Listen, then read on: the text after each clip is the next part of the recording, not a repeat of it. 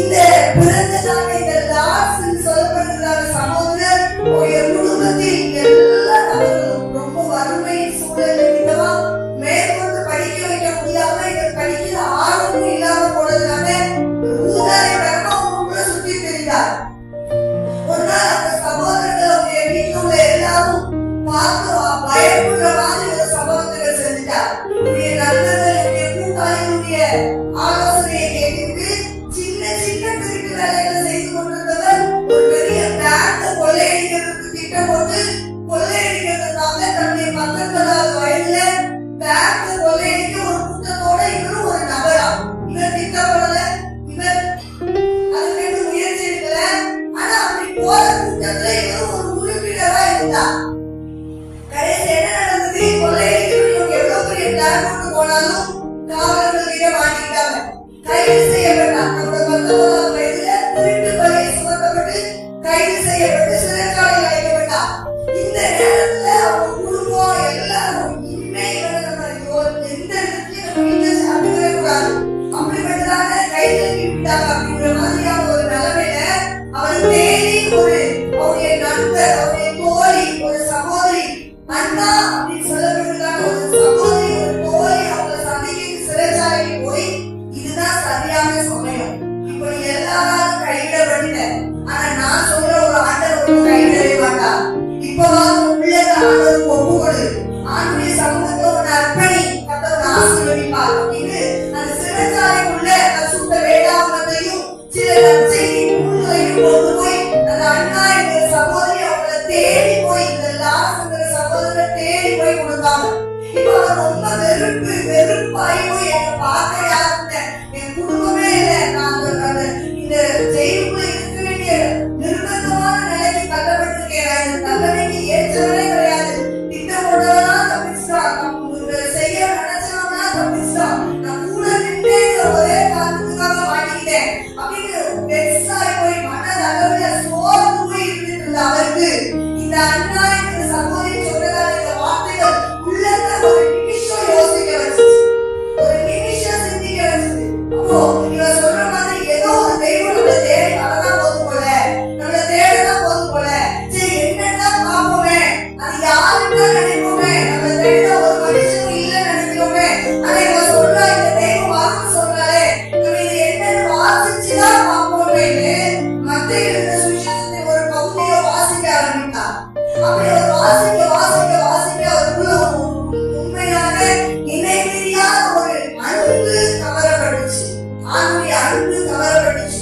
இதை வாசிச்ச உடனே உள்ளத்துக்குள்ள இருந்து ஒரு கேள்வி எழுந்துச்சு, என்னை தேடி யாரும் இல்லை, என்னை பார்க்க யாரும் இல்லை அப்படிங்கிற அந்த கேள்விக்கு ஒரு முற்றுப்புள்ளி வைத்தது. நான் இருக்கிறேன் கூட அப்படின்னு ஆண்டவரே சொன்ன மாதிரி அவருக்கு ஒரு இருதயத்துக்கு ஒரு மாற்றம் உண்டானது. உடனே அவருக்கு ஒரு புது நம்பிக்கை உருவாயிருச்சு. அவர் ஜெயிலுக்குள்ள இருந்த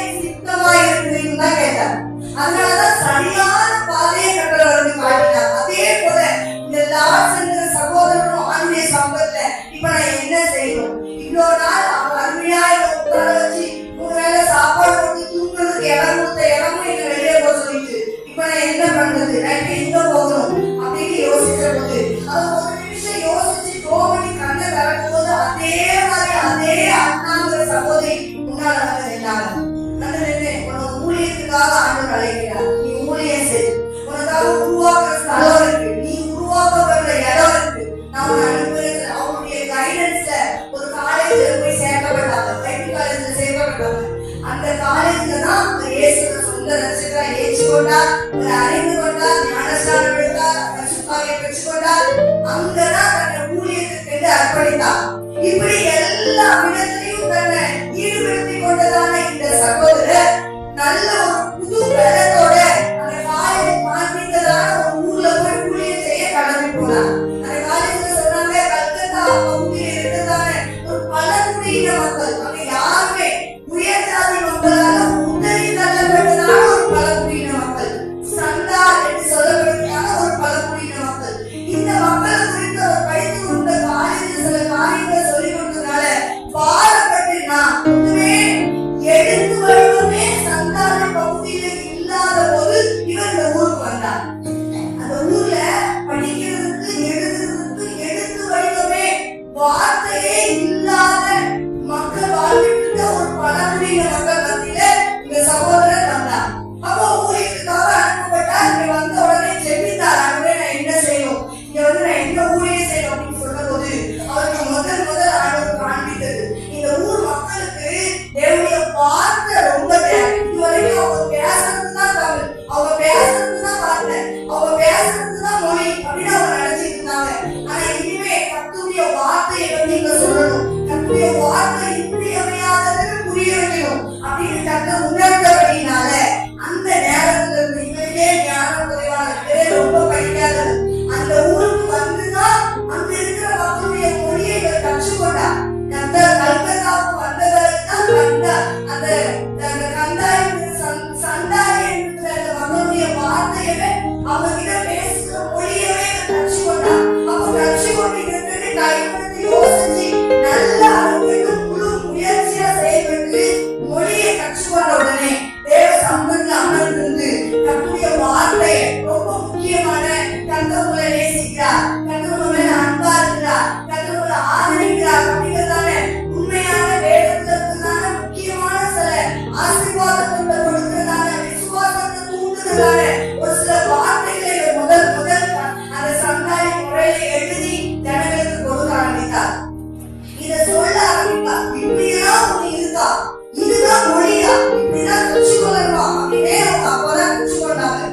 சொல்லிக் கொடுக்க எழுத படிக்க அதை தியானிக்க இந்த ஆண்டுகள் எப்படிப்பட்டதை யோசிக்க இந்த ஜனங்களுக்கு அருமையான சகோதரர் லார்ட்ஸ் என்பதை சொல்லிக் கொடுத்தார். இது கேட்ட உடனே அந்த ஜனங்களுக்குள்ள ஒரு மாற்றம் உண்டானதை உணர்ந்தா, ஓகே ஆண்டவர் நமக்கு சரியான பாதையை காட்டியிருக்கிறார், இந்த சரியான பாதைக்கு தனியா என்னால செயல்பட முடியல, முழு வேதாகமத்தையும் இவனுக்கு மொழிபெயர்த்து கொடுத்து இவங்க கையில கொடுத்து இவனுக்கு ஆண்டுடைய வார்த்தை ரொம்ப தேவைங்கிறத புரிய வைக்கணும் அப்படின்னு இவர் முயற்சித்த போது மறுபடியும் இவர் ஜோதி ஜெபித்தா எனக்காக உதவி செய்ய ஒரு நபரை ஏற்படுத்தினார். சரியா ஆண்டவர் அண்ணாவை அனுப்பினார். சரியா ஆண்டவர் அண்ணாவை அனுப்பி நான் அவனோட சேர்த்து ஊழியம் செய்து என்னுடைய ஞானத்தையும் உன்னோட ஊழிய வார்த்தையும் உபயோகப்படுத்தி நம்ம ரெண்டு பேரும் சேர்ந்து ஊழியம் செய்வோம், நம்ம ரெண்டு பேரும் சேர்ந்து உங்களுக்கு பரிசுத்த வேதாகமத்தை கொடுப்போம் அப்படின்னு முயற்சித்து ரெண்டு பேரும் இணைந்து ஊழியத்துல அவங்க முதல்ல தோழியா வந்தாங்க, ஆண்டவரால் அனுப்பப்பட்டவளா வந்தாங்க. இப்ப ஊழியம் செய்யும் போது இவருக்கு ஏற்ற துணையா மாறிட்டாங்க. கணவன் மனைவிமா இணைந்து இந்த சந்தான மக்கள் மத்தியில பெரிய ஊழியத்தை செய்து கொண்டிருந்தாங்க. சின்ன சின்ன அடித்தளத்தை ஆரம்பிக்கும் போது சின்ன சின்ன எதிர்ப்புகள் இருந்துச்சு. ஆனா கர்த்தர் இதோடு இருக்கிறார் என்பதை ஜெபிக்கிறதின் மூலம் பல விடுதலை அடைகிறாங்க என்பதை அந்த ஜனங்கள் கண்டு கொண்ட உடனே ஒரு விசுவாசம் வந்துச்சு, ஒரு உற்சாகம் வந்துச்சு. அவங்களை தடுக்க நினைச்ச எல்லாரும் அவருடைய சமூகத்துக்கு திரும்பி வந்தாங்க. முதல் இந்த சந்தான மக்கள் மத்தியில பரிசுத்த வேதாகமத்தில் சில முக்கியமான எழுத்தாளர்களுடைய புத்தகங்களையும் எழுதி அவங்களுக்கு கொடுக்க ஆரம்பிச்சோடனே அவங்களுக்கு படிக்கிற ஆர்வம் இன்னும் அதிகமா கற்றுக்கொள்ளணுங்கிற ஆர்வம் வந்துருச்சு. அதுக்கும் இவங்க முயற்சி செஞ்சு கொடுத்தாங்க, நல்லா உதவி செய்து அவங்களுக்கு ரெண்டு பேரும் இணைஞ்சு அந்த மக்களுக்கு ஒரு வளர்ச்சியை காண்பிச்சாங்க. பழங்குடியின மக்கள் இப்படி உயர்றதா அப்படின்னு திடீர்னு வளர்ச்சி எழுப்பி வந்துச்சு.